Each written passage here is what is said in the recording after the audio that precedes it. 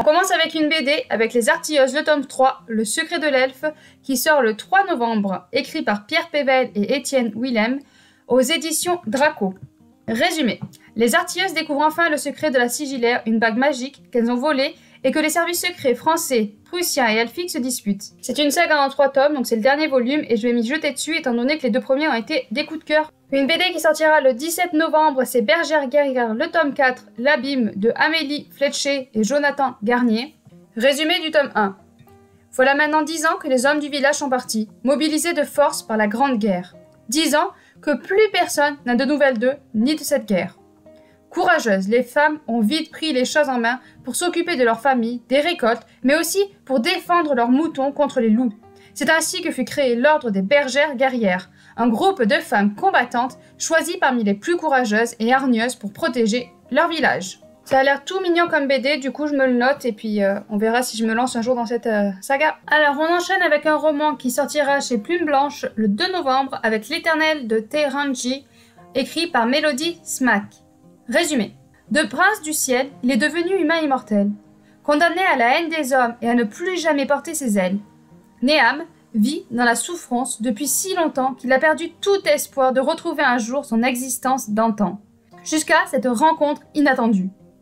Elle lui promet la rédemption, elle lui garantit de lui offrir à nouveau sa forme céleste. S'il accepte de se joindre à elle pour combattre la Kitsune, gangrène de ce monde, est responsable de tous ces maux. Roman qui sort le 3 novembre, Sherlock Holmes et le démon de Noël de James Lovegrove. C'est un des seuls où vous allez trouver le mot Noël dans le titre. Résumé. 1890, peu avant Noël, Sherlock Holmes et John Watson reçoivent à Baker Street la visite d'une nouvelle cliente, Eve Allerthorpe, fille aînée d'une dynastie prestigieuse mais quelque peu excentrique du Yorkshire, se trouve dans une profonde détresse. Elle se croit possédée par un démoniaque esprit de Noël. Voilà, je vous en dis pas plus au niveau des résumés, mais je sais pas, ça m'a attiré. Sortira le 3 novembre aussi, Le plus doux des poisons, de Nathalie Mahé, aux éditions Big Bang. Résumé. À 16 ans, Zaru a toujours rêvé de quitter sa petite ville natale. Malheureusement, dans un monde régi par la magie, la jeune fille n'en possède qu'une forme très simple, celle de communiquer avec les animaux, qui la condamne à travailler dans les écuries de son père jusqu'à ce que son talent s'épuise.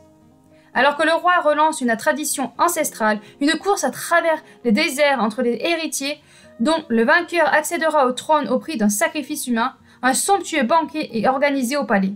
Zaru saisit sa chance de s'y inviter, mais l'innocente escapade tourne à l'erreur fatale, car la jeune fille attire l'attention des 2 princes héritiers et se retrouve au cœur de leur rivalité venimeuse.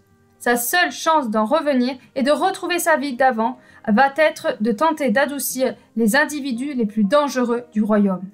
Donc j'avoue que là, ce qui m'a attiré dans le résumé, c'est le fait qu'elle puisse parler aux animaux. Encore le 3 novembre sortira Le Sorceleur, Codex, l'univers d'Andrzej Sapkowski, illustré et décrypté de Alain T. Pusseguer. Donc là, tout simplement, on va parler de tout l'univers du Sorceleur qui va être décrypté au cœur d'un ouvrage richement illustré.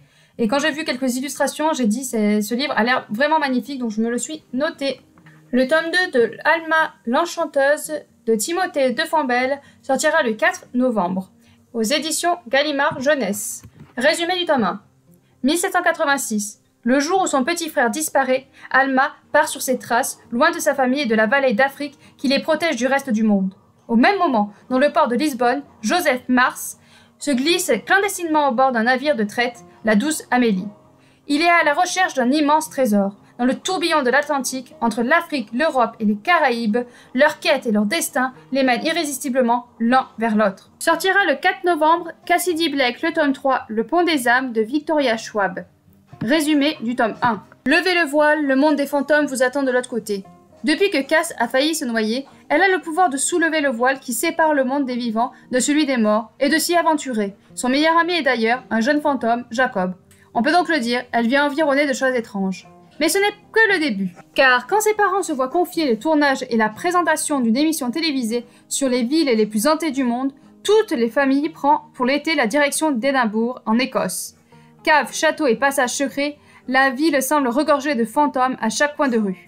Mais pour la première fois, Cass rencontre une fille qui possède le même don qu'elle et comprend peu à peu qu'elle a beaucoup à découvrir sur son étrange capacité.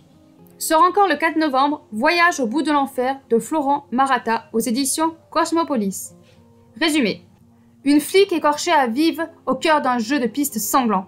10 cadavres découverts dans un charnier. Une secte infiltrée dans l'ensemble de notre société. N'ayez pas peur. Encore et encore le 4 novembre, Le chant des sans-repos, le tome 1 de Roseanne A. Brown aux éditions de Saxus. Résumé. Une princesse en deuil et un réfugié désespéré doivent s'entretuer malgré leur attirance mutuelle. Un choc fantasy inspiré par les mythes et légendes ouest-africaines. Le 10 novembre sortira Steam Sailor le tome 3, Le passeur d'âme de Ellie S. Green aux éditions Gulfstream.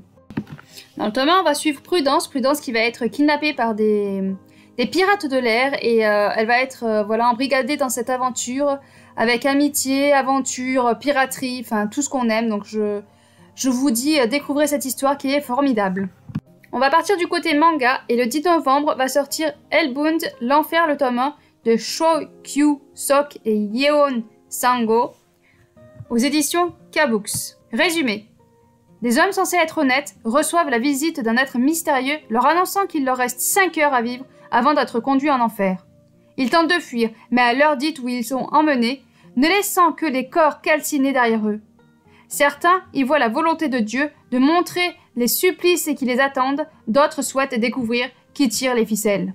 Greka, acte 1 de Lizzie Amaro aux éditions Inceptio sortira le 12 novembre. Résumé. Près de 1000 années terriennes se sont écoulées depuis que l'homme a posé pied sur cette nouvelle planète. 1000 années. C'est suffisant pour oublier l'histoire et répéter les erreurs du passé. Pour l'heure, Cyanel, Nathéon et Éliès s'apprêtent à entamer une nouvelle année au service de leur patrie. Une injustice pour la première, une sanction pour la deuxième, une obligation pour le dernier. Si tout semble les opposer, il se pourrait qu'ils aient bien plus en commun qu'ils ne le pensent. Bienvenue au camp de base numéro 2 de Zélide, pour le meilleur et pour le pire. On reste chez Inceptio avec Le voleur d'âme de Jean Dardy qui sort le 12 novembre.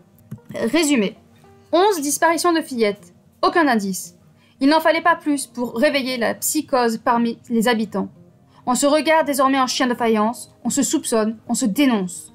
Le jour où un 12e corps est retrouvé, les gendarmes demeurent pétrifiés d'effroi à la lecture du rapport d'autopsie.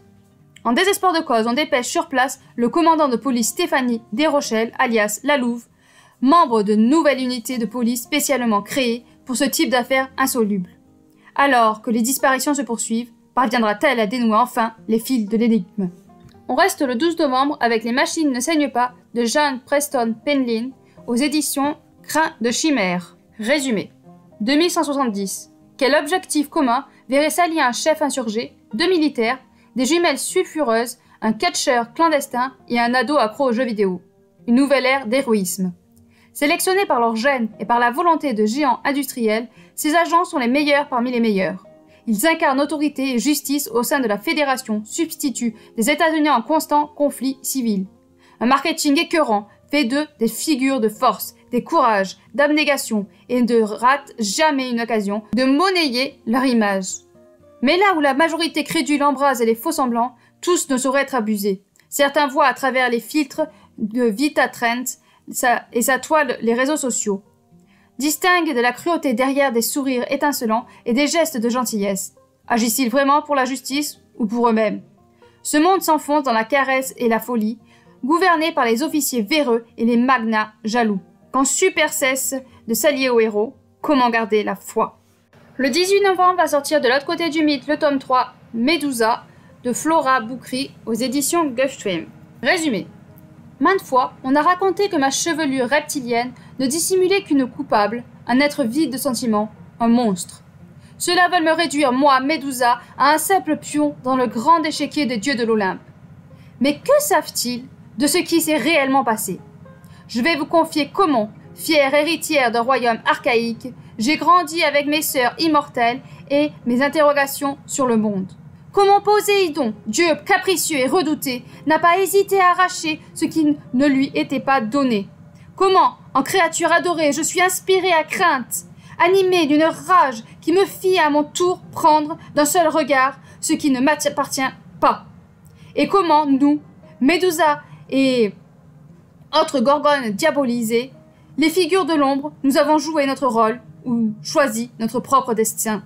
Laissez-nous vous guider de l'autre côté du mythe. Enfin, le 24 novembre va sortir Le Grimoire d'Elphie, le tome 2, Le Did des Cigales, de Christophe Arleston, Audrey Alouette et Ludwig Mini, aux éditions Draco. Résumé du tome 1. Elphie et Magda vivent depuis la mort de leur mère chez une tante acariâtre. Mais un jour, leur sœur aînée revient de Londres. Elle a transformé un bus anglais en librairie ambulante pour aller de village en village. Une nouvelle vie commence. Leur première étape les amène dans une île bretonne où les vieilles rancœurs secouent la population, pour un mystérieux timbre perdu.